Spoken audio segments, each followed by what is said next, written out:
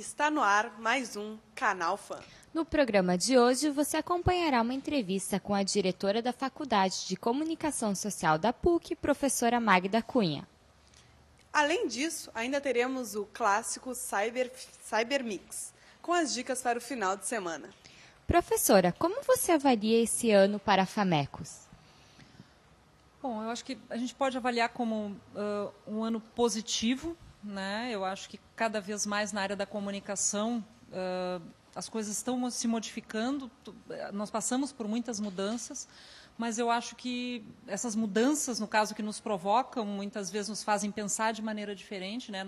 Nos tiram das certezas que nós tínhamos, geram crises, como a gente diz, mas são muito positivas, são oportunidades para a gente reinventar, reconstruir. Então, acho que sempre, a cada ano que a gente fecha, tem sido de muito aprendizado, né, sobre as mudanças na área da comunicação, e muito positivo, né? Destacaria vários momentos que nós vivemos esse ano na faculdade.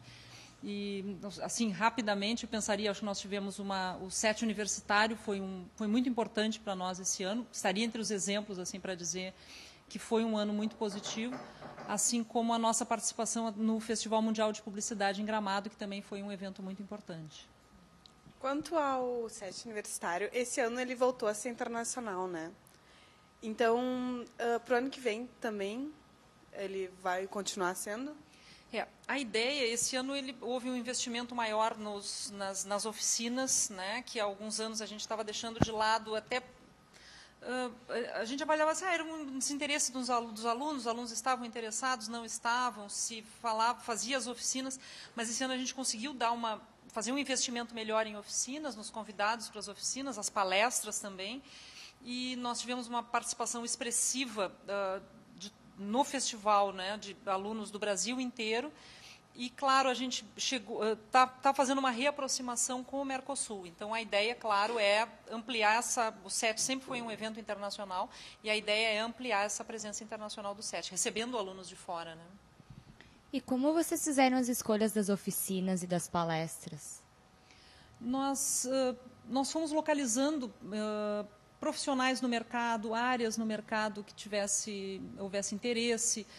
Houve oficinas, por exemplo, também a gente chamou ex-alunos, ex-professores, né? Foi o caso da oficina sobre televisão, que vieram como era o 27º também, então a gente procurou trabalhar um pouquinho com algumas pessoas que participaram até lá do início do SET, há 20 anos atrás, quando alunos da faculdade. Então, elas foram se construindo um pouco assim, para a gente conhecendo ex-alunos, né, legais, que podem contar boas histórias, que estão no mercado, alguns profissionais que a gente acha que também poderiam dividir com os alunos algumas das suas experiências, e até professores também nossos que pudessem também fazer alguns bons trabalhos. Esse ano também teve a palestra do Diogo Mainardi? Do Diogo Mainardi. E do francês... Dominique Volton. Uhum. Fazia um tempo, né, que já não tinha essas palestras assim mais, digamos, com mais divulgadas? Mais divulgadas, com mais destaque, com profissionais assim mais bem qualificados, não bem qualificados, mas profissionais com polêmicos. Uma fama internacional, mais polêmicos. O que levou assim a voltar a ter isso? Eu acho que, como tu disseste, né, são esses mais polêmicos, muitas vezes, que ganham mídia, que é o nosso trabalho, né? Então, na medida em que eles ganham mídia, se diz assim, puxa, mas antes não aconteciam. Claro, tu citaste o Dominique Volton, esses palestrantes internacionais, especialmente esses franceses, pela ligação do programa com a França, vem muito, né? Mas talvez estivessem em alguns momentos mais restritos aos alunos do programa de pós-graduação. Então, o que do final do ano passado para cá, no final do ano passado teve uma palestra também do Gilles Lipovetsky, aberta, né, aberta ao público, aberta aos alunos da graduação também. Então, talvez a mudança seja essas conferências um pouco mais abertas. E, claro, o Diogo Mainardi, a ideia era ter uma palestra de abertura assim, que fosse forte, né? Tradicionalmente, o SET universitário abria com um debate, né? O RBS Debates era a abertura, na história do SET, o RBS Debates era a abertura do SET universitário. Então, sempre era um tema ou mais polêmico, ou algum debate mais pontual sobre a área de propaganda e tal. Então, a ideia é manter sempre esse debate, né? Acho que é papel da universidade que a gente possa sempre estar debatendo, discutindo, analisando. Então, a ideia do Jogo Maynard é muito mais trazer alguém polêmico, né, para provocar o debate. E como é que, já tem ideia, assim, como é que será o set do ano que vem? A ideia do set do ano que vem é muito, digamos, o set do ano que vem é a maioridade, né? Ele vai fazer 21 anos, então acho que é internacionalizar, sim, aí mais, conseguir contar com a participação, né, de mais estudantes de fora, de outros países, de repente, se a gente conseguir, é fazer um investimento, e aí sim, com mais antecedência, talvez a gente consiga fazer um investimento em alguns conferencistas. O tema não está definido, mas nós temos discutido muito que os temas que a FAMECOS entende que são pertinentes, que são importantes, né? Nós queremos sediar, e aí eu volto de novo, é papel da universidade, nós queremos sediar determinados debates. Que debates nós queremos sediar? Então, que debates contemporâneos nós queremos sediar? Então, a ideia é localizar alguns conferencistas que trabalhem nessa linha, basicamente. E qual seria mais ou menos os assuntos de principal destaque? Olha, eu acho... né, a tendência, claro, de debate, e eu acho que na área da comunicação é inevitável, né, que são essas mudanças pelas quais se vem passando.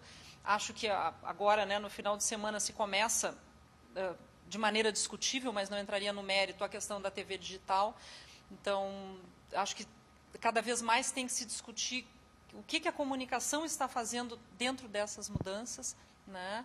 Que publicidade digital, será que as agências estão pensando na publicidade digital, por exemplo? Será que o jornalismo está se vendo digital? Então, eu acho que esses debates, por algum tempo, permanecerão, né? Que formação profissional nós devemos ter, devemos fazer, mas devemos ter, diante dessas mudanças pelas quais nós estamos passando. Eu digo assim, esse é um debate que nós, no ano passado, já se discutiu, acho que o RBS Debates tocou na questão da TV digital. Esse ano também, no set universitário, nós tivemos alguns. Então, esse é um debate que vai permear sempre, né?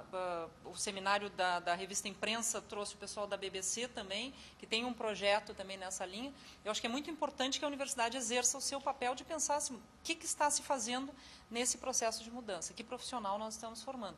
Então, certamente, esse é um tema que estará na pauta, né? O assunto, o eixo, no caso, ainda não está decidido, mas certamente é um assunto que vai estar na pauta.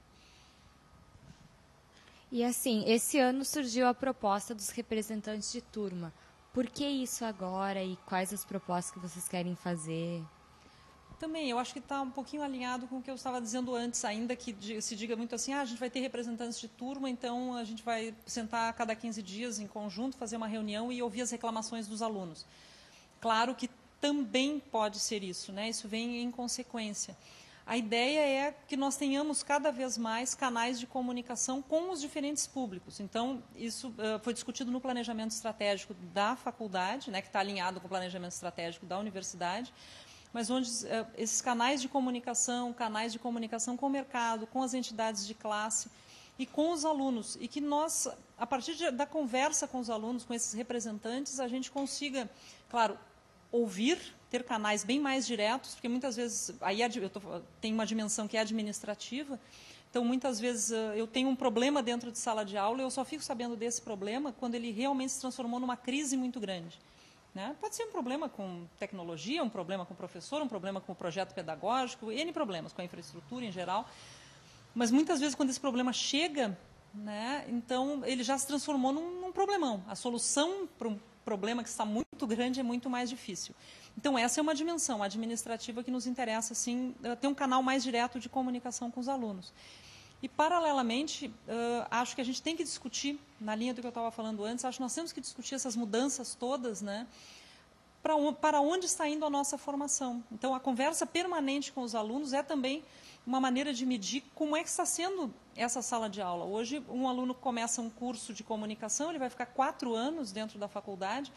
4 anos é muito tempo, muita coisa acontece em 4 anos, a gente vê profissionais se formarem, né? A gente vê de uma fase inicial do curso, depois a gente acompanha o aluno na metade